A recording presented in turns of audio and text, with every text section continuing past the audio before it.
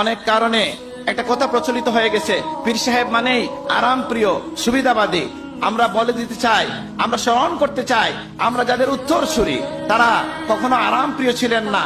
তারা রুহবানুল লাইল ফুরসানুন নাহার ছিলেন, রাতের বেলার সাধক ছিলেন, দিনের বেলার মুজাহিদ ছিলেন। সুতরাং আপনি যদি ইতিহাস দেখেন, আমরা যদি প্রশ্ন করি যে সর্বপ্রথম ওলি আল্লাহকে, আমার ধারণা আমার ছাত্র ভাই অনেকেই বিভ্রান্ত হয়ে যাবে।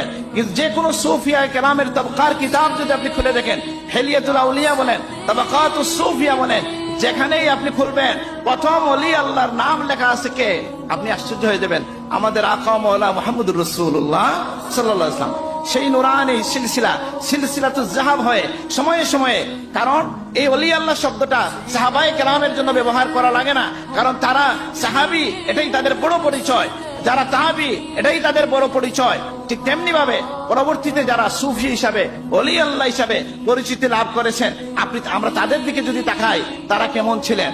তারা আল্লাহর পথের মুজাহিদ ছিলেন।